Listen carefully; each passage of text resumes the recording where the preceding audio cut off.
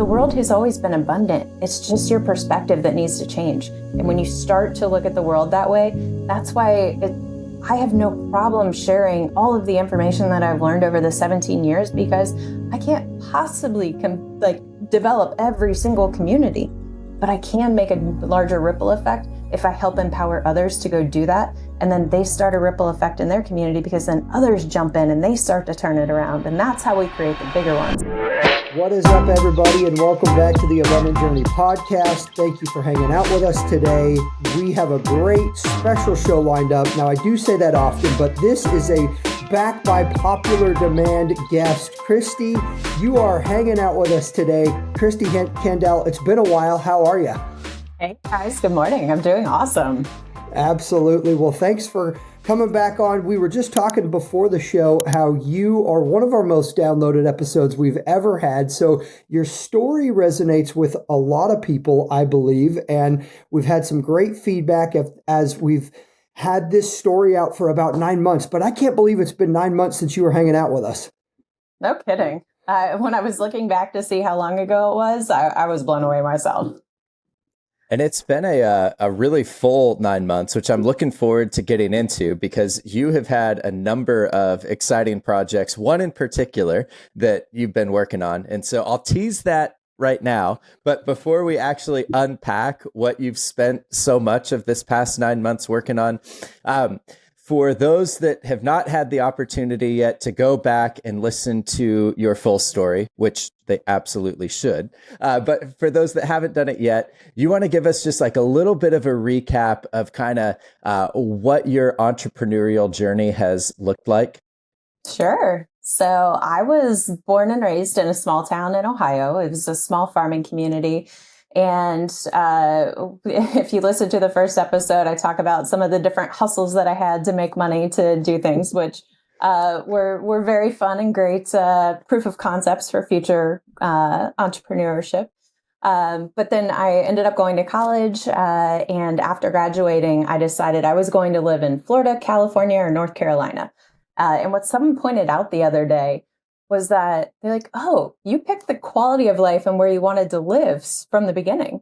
It's like, yeah, you're right, I did. Yeah. I knew I could get a job anywhere, but yeah, I wanted to, go live in a beach town. So I ended up moving to Florida, starting my career with a sign company who was putting up the exterior signs, so like on the building and along the street for CVS Pharmacy. And about a year into that, I had been able to see what developers were doing, working with CVS in their entire role. And I just asked him one day, I said, hey, Eric, what's it take to be a developer? And for them, they were a smaller company. So it was just one of those, hey, for us, it's the right people. So I said, great, when are you hiring me? So that was in August of 2009. I had been hired 3 weeks after that initial engagement because I had pretty much been interviewing for it for a year. They saw my work ethic. And then shortly after that, we got an opportunity to take Family Dollar to California and be their preferred developer. So I weaseled my way into being the person in our office who would go open the Southern California office. And in June of 2010, I officially relocated out to California. And then that's when I had a whirlwind of development experience from San Francisco to San Diego.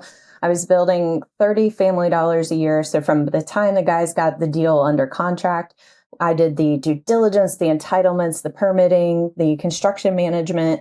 It was crazy. 60 to 80-hour weeks, just insanity. And at the time, I wasn't quite sure where it was all going, but I knew I was getting a ton of experience. And then I had a mentor tell me one day, she's like, Kristi, you got 30 years worth of experience over the past 4 years. So immediately entrepreneur light bulbs go off. Okay, how do I do something with this?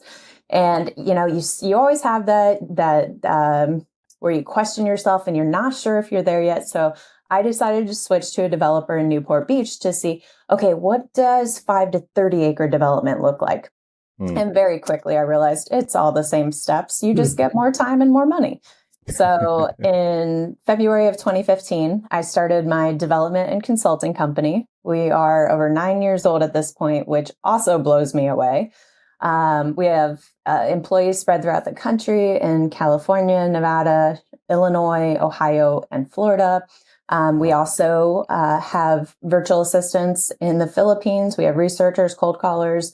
I have a video editor in the country of Georgia, accounting people. So we're leveraging that across the board. I also took the money I started making in real estate development and invested in my own multifamily property in Nevada, Ohio, and Florida. So that's a combination of short-term rentals, mid-term rentals, and long-term rentals. And we just kept we leveraged our existing team to do the property management of that. So we've got that business in-house, and now we're starting a new business, which is very exciting. That's awesome. No, I think that's a great recap. And as you caught us back up, it feels like our conversation we had last time was yesterday. And there were 3 vivid stories. And again, anybody who hasn't listened to it needs to go back and check out the episode. Because one, the fridge magnets. And it was around that time that we learned true entrepreneurs, they have some side hustle as like a 9-year-old. And so that was one vivid story that was crazy. Another one was you reaching out to a professional athlete, and that was breaking the barrier in your mind of, I can actually go do anything. If I can reach out to a professional athlete as a kid and get a response, it was like, well, sky's the limits. And then the last one, I think, was your story of putting the back of the vehicle down, or the seat down, and you were like, hey, if I can sleep in my car, if this thing blows up, I'm good to go. I got a place to sleep. And so those are just a few teaser stories from that first episode. That was just amazing. Yeah. Yep. Yeah, such a good story. And so, I mean, you have done so much in your career. It is just remarkable. So let's talk about this new endeavor that you've been working on the past 9 months. Now we've teased it twice. And so, what has the last 9 months held? What are you excited about right now? Yeah. So when we were talking last time, I was debating on starting this mastermind coaching community, and it wasn't fully formed yet, but I knew that was the direction I wanted to go, since I had turned both of my other companies into more of self-managing companies. So I was like, what else am I going to do? I'm too young to just retire and sail off in the sunset, and I probably never will. So what the mastermind and the coaching community really turned into, and I got very clear on my purpose and vision and what was exciting. And we created the Freedom Hacker movement. And a freedom hacker, like we talked about last time, is someone who breaks away from society's norms and succeeds at life on their own terms, creating freedom of time, relationships, money, and purpose. It's like, great, that sounds awesome. I want to do it. Okay, well, what are we going to do that focuses in on that and really gives people an edge? Well, having been a developer for 17 years, it was very clear that we need to do something around real estate development. And so that's how it morphed into what it is today, which is we're empowering local entrepreneurs and investors to transform the underutilized properties in their communities into awesome assets that benefit everyone. So what does that mean? We're creating local real estate developers, because there are over 40,000 municipalities, which means there's more than enough work and things to go around. But it also means that our big developers aren't coming into our smaller and medium-sized towns, because it's just too much work to figure the nuances out of those, to figure out what exactly does that community need. Whereas if you're the local who lives there, you know exactly what you need. You know the spaces that you're missing to live, work, and play, and you can go create those. You just might not know how. So we created a real estate development course series and have free monthly webinars to just throw out different nuggets. We have one coming out in June. I think it's June 19th, where we're going to do some case studies on a couple smaller projects, but then talk about a larger one that is literally going to take a whole community to make happen, but it's so awesome and fun. And that's how I talk about really complex development projects that will take years and years and years to happen. But it is. That's the part that does take a whole lot of effort, and it will take a community. So and when it comes to the courses, we've got a starter course, because you've got some people who are curious and are thinking, well, what is real estate development? And before dumping a ton, I don't want people to just spend money on education and not take action. So let's do a starter course. It gives the overall development overview. It helps people understand even how did your community get formed in the first place, gives you a great foundation of the whole process and gives you tons of reasons why you can actually do it. You don't have to make millions of dollars and don't have to have a giant bank account to make it happen, or even experience, because with the right strategic partners, you can do your first deals. So that was super fun. That's our 197 course, which actually for you guys, we're going to give a coupon code that you can share with the listeners, so that way they can get half off. It's just an awesome course, tons of downloads and resources. So, and then our full course is going to launch early July to the first tranche of people, but that's the full development process, start to finish. It will probably have 70 to 80 videos. Those will be like maybe 3 to 5 minutes. It'll go through the whole process step by step, tons of checklists, resources, underwriting. Basically everything I've learned over the past 17 years is dumped into this course. So every time we hear people say, steal someone else's 10,000 hours, you guys are getting my 10,000 hours for this. There you go. And all my mentors' 10,000 hours. Yeah.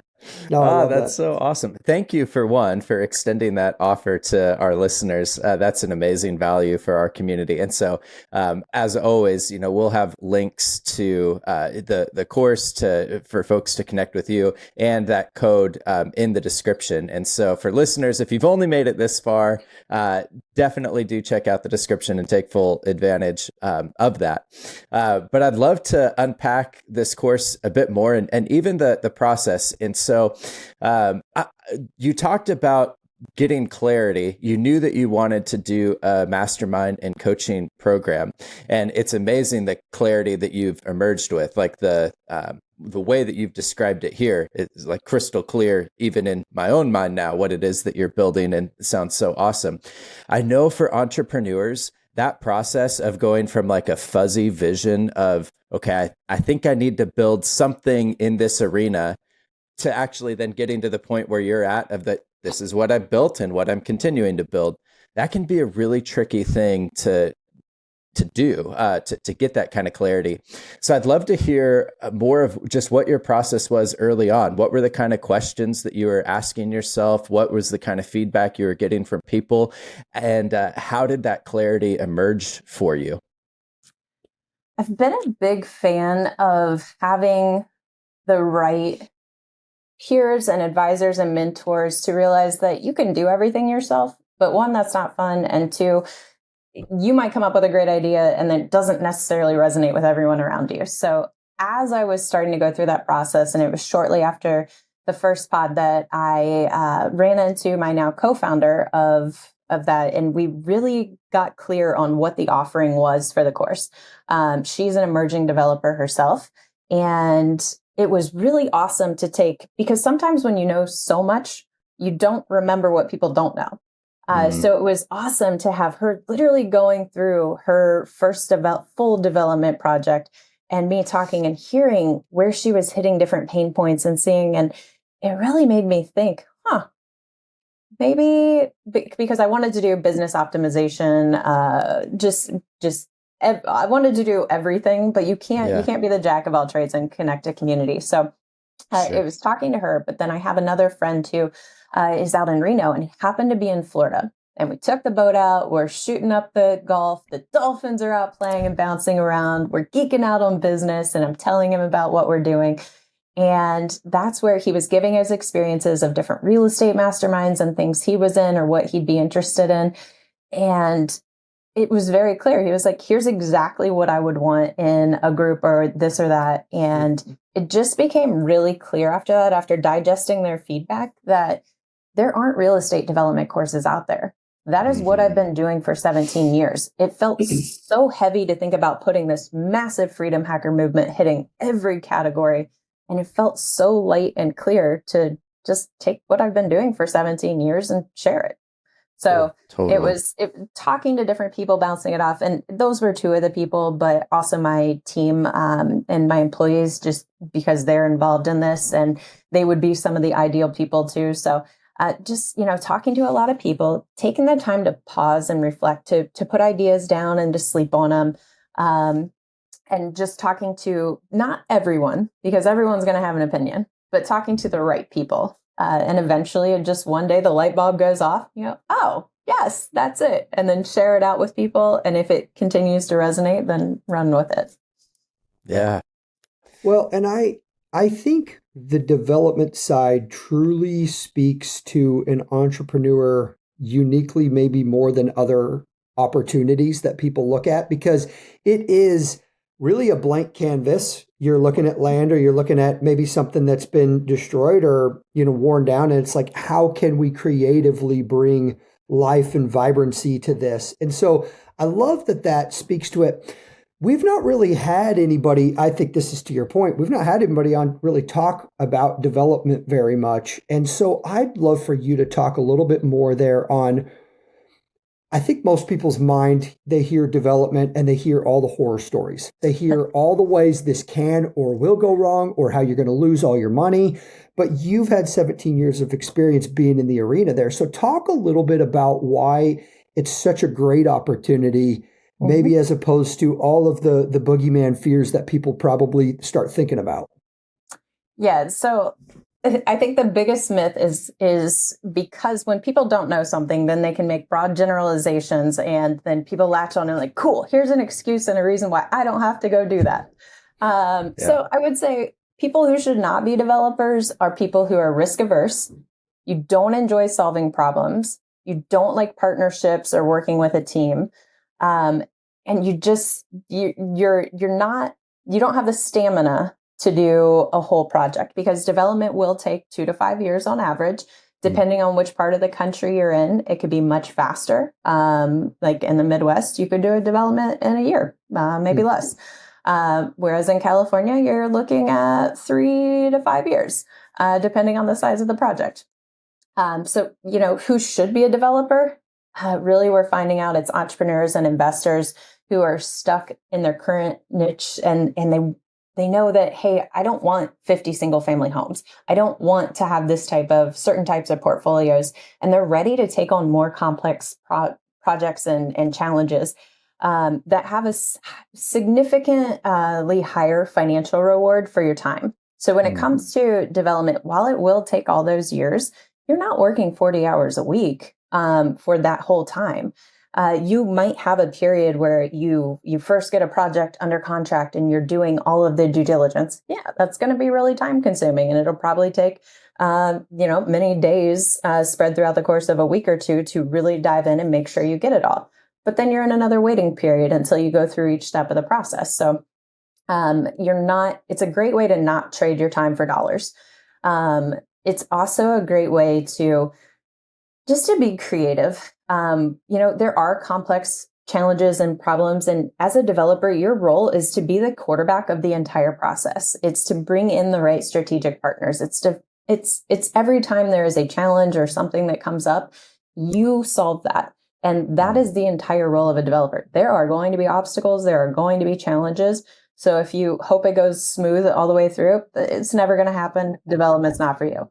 But just embrace the challenge, embrace the obstacle, and go, oh, I get to be creative. I get to strategically problem solve, and I get to work with other experts to help make this happen. So I think it really just allows us to, it uses a lot of our brain to where it's not just something black and white and you feel like a robot. So as an entrepreneur, it really brings you to life. And and at the end, you've created this awesome community asset for people in your community.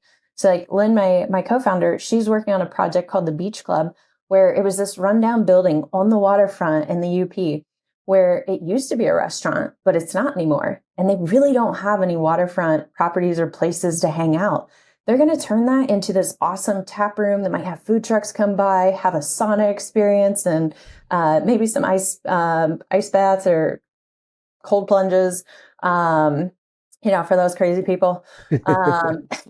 But it's going to be a place where the community can come together for happy hour after work or hang out on the weekends, and also, have some yoga and have some sauna experience. So it's like, that is so missing from their community. And I'm excited to go visit it just talking about it. Right. So it's things like that not only are you making money, not only do you get to use your brain creatively, but you get to create cool places to hang out.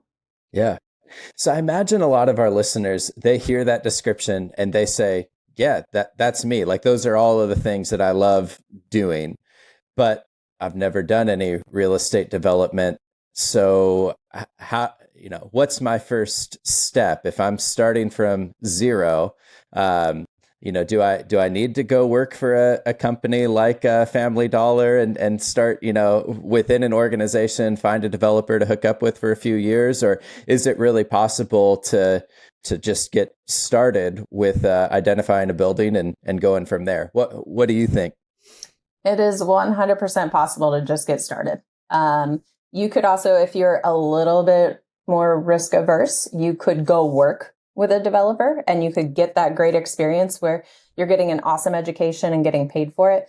But especially for the people we're targeting as well in our smaller and medium-sized communities, there's not that much red tape. There's not, the deals are more simple and it's easier for you to get in. You've got city managers, city council members that are your neighbors, and they can, you can present the project to them and say, hey, here's a concept we're looking at.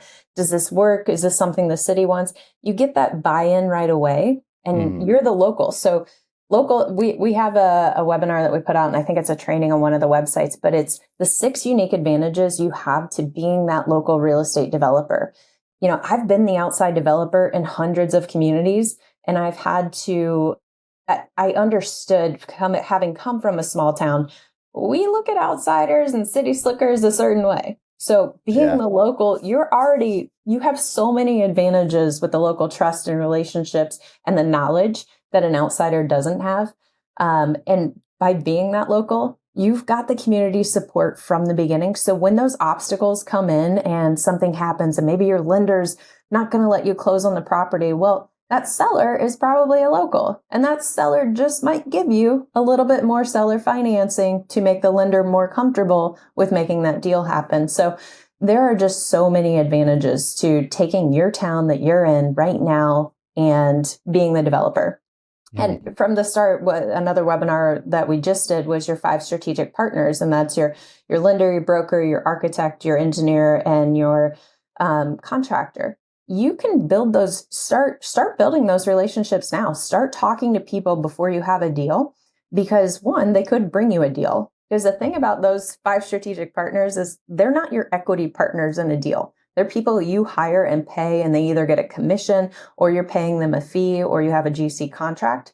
So they need you, the developer, to come in and actually have a project for them to have work. So by building that relationship, you're also building that trust. And maybe they say, the broker says, oh, I've got this guy. He doesn't want his property anymore. Before I go through the hassle of listing it, do you just want to buy it and develop it into that cool co-working space we were talking about? So that's exactly why you can jump right in, and especially in the smaller towns. You can do it in the bigger cities too. You'll just need to, that's where I know to some extent, probably my development consulting company can either come into deals as a consultant or as an equity partner and help the people on the larger projects and help them go through those. But we really want everyone to try and take that lead themselves. And that's why we're also going to offer different coaching and mentorship packages to where they can say, okay, I've got my real project. Let me just buy these. So I've got these as a safety net. So I know when we hit that roadblock and I need to go renegotiate with the seller, or I'm really running into trouble with my planning department and they're not giving me this parking variance, or I've got to upsize this 6-inch water main and it's going to cost $1.2 million. Is there another option? So all of those are real examples that just in the past couple of weeks we've talked about, but it's knowing you have someone to go to. I think it's key. It's huge. Yeah, that safety net of sorts. I just kind of a similar question in that vein, but what is an ideal first project for a beginner developer? You mentioned your friend that's doing the beach club, which, gosh, that sounds like a really cool deal. But do you have other things similar to that in mind, just to kind of give our listeners some scope of, if you're thinking about your first deal, here's some things that maybe you should look at, and here's some things that you're probably going to want to wait until you've got a few more projects under your belt before you try and take on that skyscraper. Yeah, for the ones I would say is stay away from it first. It would be what we call brownfield sites. those are, think of your old factories, things that might have polluted both the soil and the groundwater. They do come with state, local, federal assistance, but there is so much remediation. There is so much work that goes into making that happen that I would say probably don't do that on your first one. That's not an easy one. You might not want to be a developer after that. Another one would be, I know it's a popular concept, but taking a commercial office building in a large market in a downtown and trying to convert that into housing or storage or something. There's a very small percentage of office buildings that can be converted into other uses because of how they were built. So some are just more complex. So I would say take the low-hanging fruit. Your town, look at the old building in your town that you have been driving by wondering why nobody did anything. Take that vacant piece of land that needs developed. Take the downtown. A lot of our small downtowns, we've got those older buildings where we've got commercial on the first floor, a couple apartments, a couple floors above. Sometimes the people who run the businesses live above. They're really running down and they're really aged, and they might have some type of housing, but it's not necessarily the product that we need for today's market and for today's businesses. So take one of those storefronts and do something with it. An example is in the same market up in the UP. The city has been proactive. And this is another thing that I'll say before telling that exact example. Your city managers and mayors and councilmen, they want you to come. They are actively looking for emerging developers. There are so many local and state agencies that we've been talking to that are working on emerging developer programs because of that, because the big developers aren't coming to town. They know that they don't have the right type of housing stock for today. They know they don't have the right type of businesses and the structures to house the businesses, but the developers aren't coming to town. And without that happening, then their town is never going to be revitalized. So they know that they have gyms and they have awesome people in their communities. So network with your local community officials because they are looking for you. So to that example, the city manager was proactive and said, hey, this old hardware store that is vacant, they went out and got a grant and they bought that property. They're working on getting another grant to demolish that property and do any cleanup associated with anything that might have leaked or spilled within the hardware store. They then are planning on partnering with someone on the private side to help redevelop that into a mixed use, to put commercial on the bottom and live housing on top. We're actually working with them and put together some underwriting. And on that one, I don't care if we do the deal or not. It's a matter of let's get it ready and let's help the city to get to the point where somebody does that deal.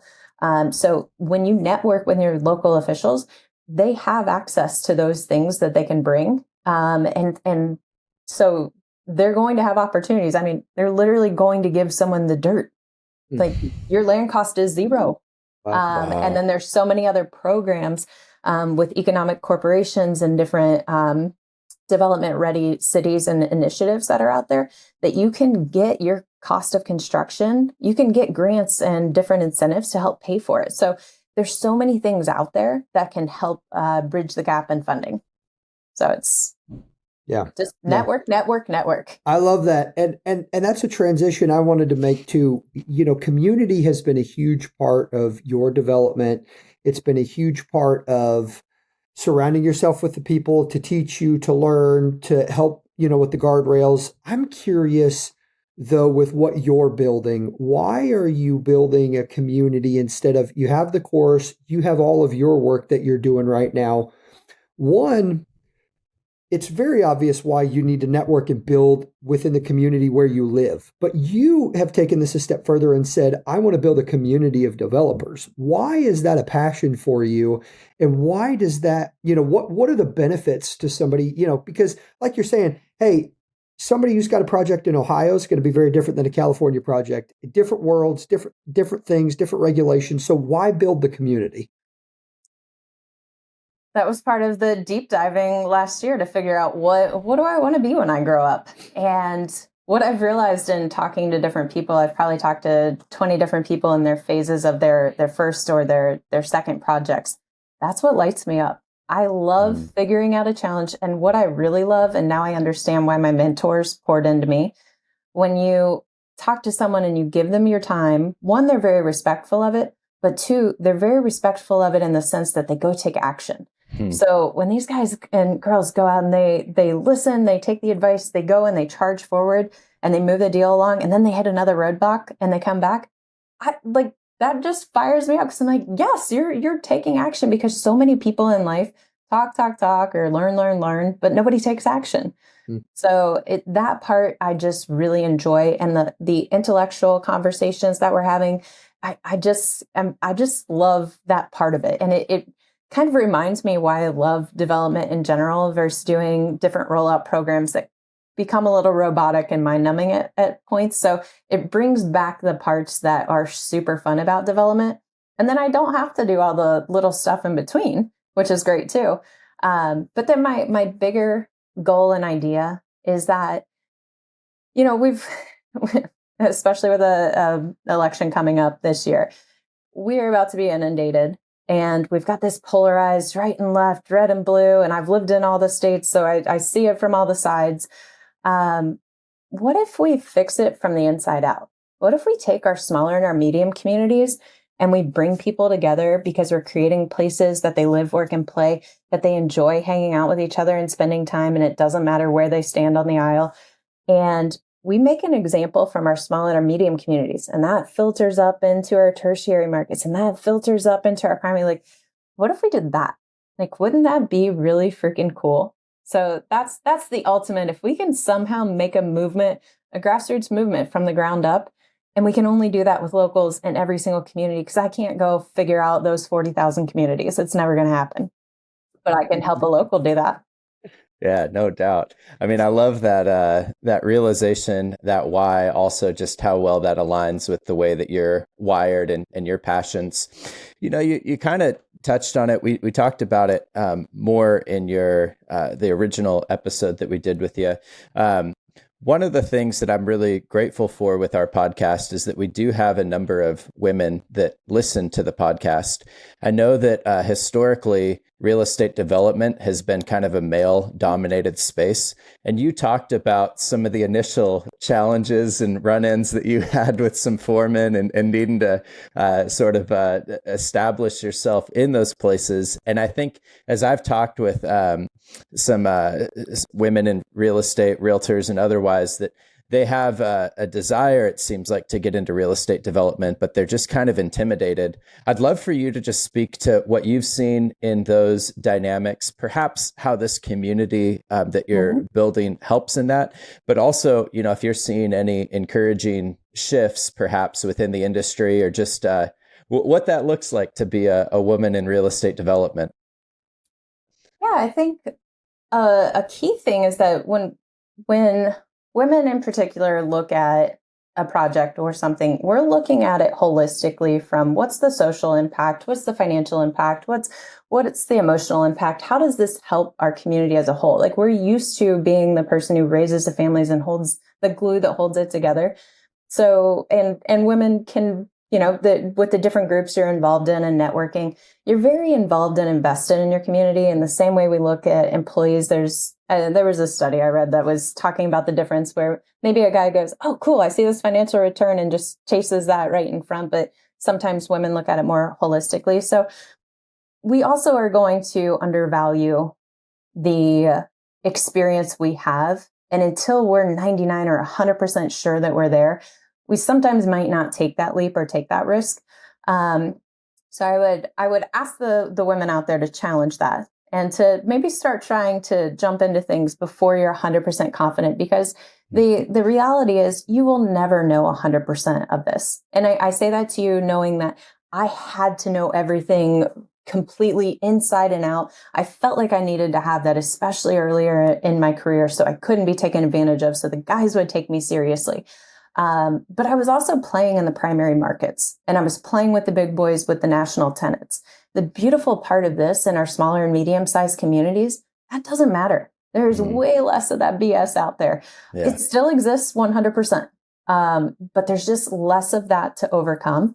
And the development is so flexible. It gives you the opportunity to take back your time while doing really awesome things, to work with teams and get the strategic partners together. So especially in the smaller and medium-sized communities, this creates an awesome opportunity for women to get into an industry that is predominantly male-dominated. And you're still going to run into stuff, but guys, you're going to run into that in any part of the world, unless you hide under a rock and just hide from it all. Like, you're going to run into it.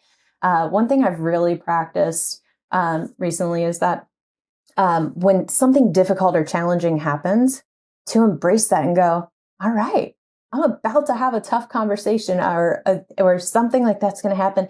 And I'm going to learn and grow from this. So when I tell myself that, it then makes me believe, oh, this is a positive thing. And how are we going to recover? How are we going to move forward? And it really changes my outlook going into conversations or circumstances like that. And just kind of frees me up to be human. Guys, life is so complicated and complex, and it's not perfect, and it's sticky and gross. And like, just don't worry about being perfect, because that does not exist. There is no right path. Just figure it out and keep going forward, and it's totally fine. I love that. That's such a great response. Totally. No, that's a great word. And you said you keep learning, you keep growing. And I wanted to pause for a minute and ask you, how have you grown? Who have you become in the last 9 months? Because obviously this is an abundant journey, right? So You've been on a journey in the last 9 months and stepping out into a completely new realm with the content and the coaching and the material and taking what you've absorbed and then saying, all right, now how do I teach that? And so what are some things that you've learned along your journey in the last 9 months that maybe just as a reflection point that you'd want to share with the audience? So I've done a lot of work, both personally and professionally. And something for me, which I'll probably touch base on at the end as well, was it's very interesting that to the world, it could seem like you've got your stuff together, that you figured it all out.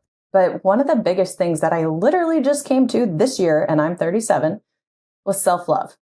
It's like, wow, like finally getting to that point where I'm enough just as I am. I don't need to keep excelling and trying to go shoot for the moon. I don't need to go get all these accolades. I don't need to make this money or build these teams. I'm enough just as I am. And your head knows it, but it's your heart that has to figure it out. So that was a huge thing for me, because it just gave me such a sense of peace that I'm enough, and I've always been enough, and I love myself. I've never been able to say that before. Never. It's always been so awkward. So that's a huge thing from that perspective. I think another thing is just being resilient. And I think we touched on that after the hurricane, and we had that episode. But it's just so true. I tried to control so many parts of life and have this perfect plan, when in the reality is that there is no perfect. And the only thing that we control in life is our response to the things that happen. So same thing with self-love. It's like, whoa, if I can't control anything else out there, but I can control how I pause and then respond to something, that lifts another big burden off my back. Like, that's so freeing. Of course, you're going to keep pushing and do things in the right direction. But when that next obstacle comes, instead of going, oh, things are going so great and now I'm derailed, go, oh, I knew something was going to happen sooner or later that I'd need to, have as a new challenge or obstacle to overcome. So just knowing that we're a constant work in progress, personally and professionally. And so as the curveballs come, instead of, why are they here? Cool. I'm about to learn and grow again. No, that's awesome. I'm so glad that, I look forward to unpacking that a bit more with the self-love, being enough. I imagine that just changes a ton in terms of how you're operating and the perspective from which even building this course, like being able to do it, not from a place of having something to prove to yourself or to anybody else, but it being the overflow of, the sufficiency that you have and knowing that. So that's really amazing to have that built in. I feel bad kind of jumping around from like, okay, where you're at. But I did have another question just on this, on the development front, just because I know that there's going to be folks that are listening that this is going to be really attractive to them, and they're going to want to work with you. They're going to want to work with the course. Just, I feel like we'd be remiss if we didn't talk about we've mentioned the financial opportunity that there is in real estate development. I am curious if we could dig into that just a bit further. And what do typical exits look like in real estate development? Like as folks are thinking about jumping in with this with you, is this something where they're expecting that, hey, I'm going to see that old building and convert that into something that's good for my community, and then somehow with the team of investors, I'm going to be part of that project or hold on to that building for the rest of my life? Is this something where it's like you build it and then as soon as it's done, you sell it?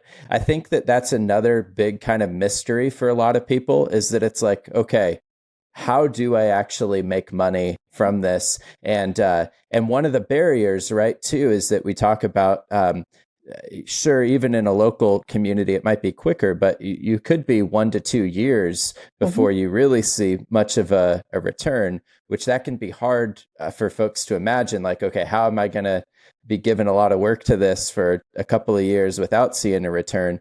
I'd just love for you to kind of clear some of that up for our listeners, even if at a very high level. How do you make money in real estate development?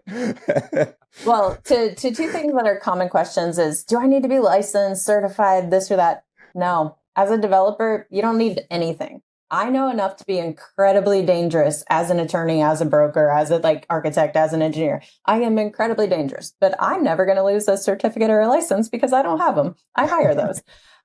So 1, you don't need that. 2, can you do it as a side hustle? Well, do you do real estate investing as a side hustle? Yep. Do you make it work after your 40-hour-a-week job? Yep. Okay. You can do development as well. It's just a matter of how many strategic partners do you need to bring in the deal to help you along? It's the same way people are familiar with syndications on multifamily, and you can be one of many general partners, and then you have your limited partners that you raise money from. You can, basically, that's the same concept in this. You can, I would just encourage people to get started and do your first one, because that first one is always the hardest. And then you'll see so many opportunities and ways to go, oh, well, in my next one, I'm not scared of this, this, and this, so I don't need these partners, but I know I could have them as a backstop. So I would say get skin in the game no matter what. Maybe it's the local developer or contractor who's acting as the developer. And you say, hey, can I follow you along on this project? And maybe I'll do the sweat equity for you. And you might say, well, what sweat equity do I have? Well, do you have hustle? Do you have grit? I mean, there's all sorts of, whether it's running plans to the city to drop them off for a plan check, whether it's picking up materials for them to bring back out to the job site, just find a way to add value to someone in that, because that can mitigate your risk as well.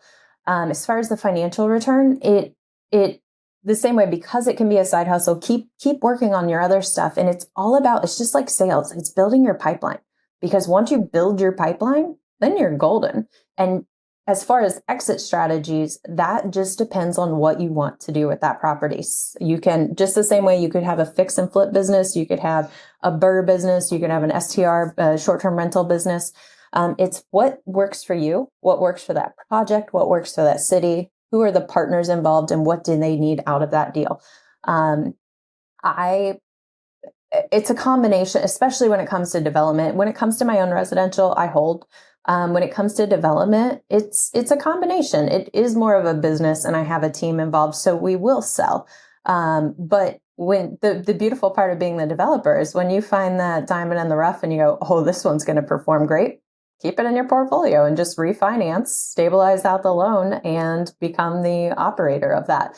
And then there's tax advantages. The whole thing with real estate development, we've got tons of modules on the course, both for how to fund the deal and how to do the exit strategy. But that's where you got to be creative. And so we'll break down the different types of your money, personal debt, the lender, all the different kinds. So it just kind of gets those wheels spinning, because maybe you take a loan on your 401k, maybe you use your whole life policy, maybe there's so many ways that we think about, and then we kind of forget that there's tons of opportunity out there. It's just how much time do you want to invest, and how much of the equity do you want to keep? And I would just challenge everyone, don't fight for every penny from the start. Go for experience, because the minute you have that experience, the minute you're going to see so many other opportunities. So as far as selling, A lot of times you want to already have your next deal lined up as a developer. If you're building up that pipeline, you know your city, that creates the perfect opportunity for the 1031 exchange. So you can roll that money into the next project and just defer taxes down the road. Then if you were to hold that property and you'll refinance, say another good example of a type of person who could build this is you have that operational use. Maybe you have that coffee shop. You want to open your second location. You're currently leasing the building that your first location's in. Why not build the next one? Make it a multi-tenant building and build your location, put 1, 2, 3 more spots in that building. Then you're basically business hacking, house hacking, business hacking. So where these other people are helping pay the mortgage, you'll have 2 entities. You'll have an entity that holds the land and has a lease to the operating entities. And then you'll have the operating entity if you continue to operate that coffee shop. So now you're separating out the liability. You're splitting your overhead because now you have other tenants helping pay your bills. And then as the property owner entity, then you're just collecting that rent check. That gives you options too. If you decide, you know what, I've got 2 coffee locations, I'm done operating, sell those, keep the land, keep those real estate benefits. So all the same benefits that happen in residential happen in commercial, just on a bigger scale for more money and not necessarily more time. Sold. So, sign me up for the course. I'm ready to start developing. This is awesome. and I'm not joking. Like I really am thrilled about what it is that you've put together. Just the way that you're outlining this. It does make it all sound so much more approachable and doable than, like Nick was saying in the very beginning. Real estate development, I think we have it in our minds, is something totally different than what you're describing, what it actually is. Right. And that's, our industry does a terrible job, partially on purpose and partially because why should they give back to someone else? But we do a terrible job educating and helping other people understand how to even do the process. Now, I will say I've worked with tons of developers, or I should say developers, with air quotes. We joke about this, but it's very serious. It's very real. 85 to 90% of people who are developers out there have no idea what they're doing. Wow. I have worked in the primary markets in California and Florida and the Northeast. Very few people actually know what they're doing. They are just making it up, and real estate has so much money involved that most of them make out okay. I was just telling someone about a project in Palmdale that the developer I worked for right before starting my company, I joined them once they were already in construction. And so just finished overseeing that, only to find out that the contractor couldn't get water because they hadn't done the water due diligence at the very beginning to figure out, was there even water rights? Was it available? What would it take to get that? I mean, it took us so much time. I learned all about water is more valuable than gold in California. I learned the family who owns it all, who leases it out on these 99-year leases to these other 2 groups who then lease that to the people like us. I mean, it spent us $750,000 just to get water to a 5-acre property. And that was from an experienced developer. So things are always going to happen, but that's where, having done hundreds of projects and worked in hundreds of municipalities, knowing the right questions to ask at the right time helps you keep your out-of-pocket costs down and mitigate your risk along the way. Things will always still come up. When a city messes up and they go, oh, I forgot to tell you that it needed this. You're like, that just added $50,000 to my project for CVS. They go, sorry.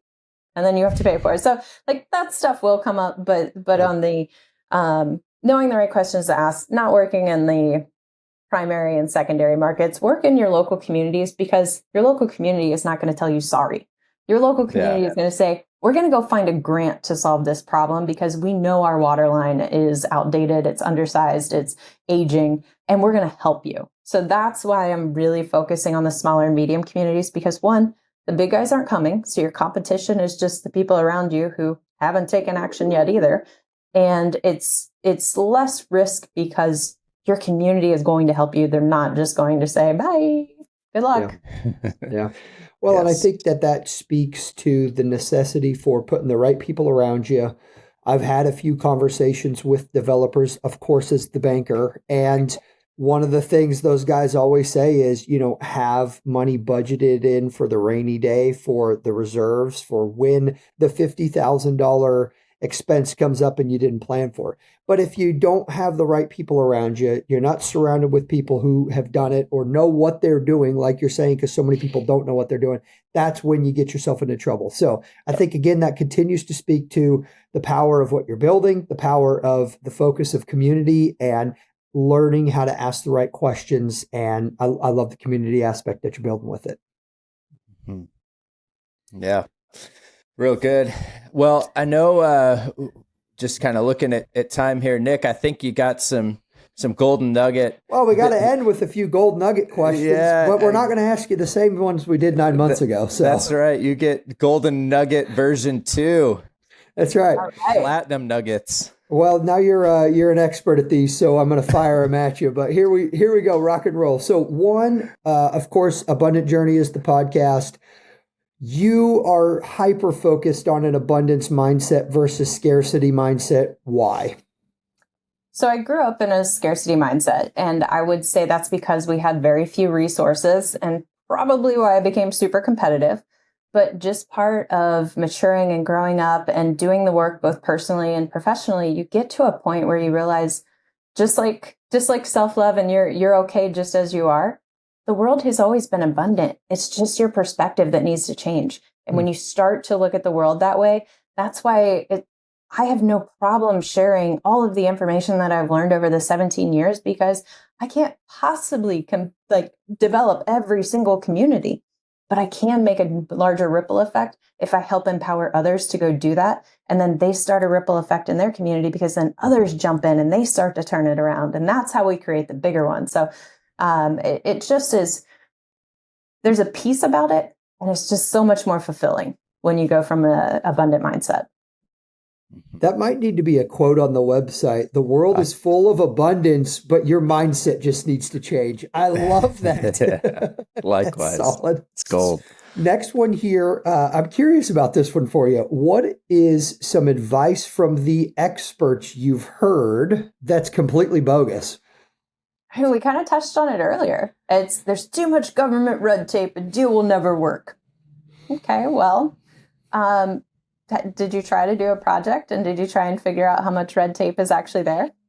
So it's not. It's just an unknown world that people aren't familiar with, and we're scared of things that we're not familiar with. So yes, is there tons of red tape in California? Yes, it's why I have a thriving business, both in development and consulting.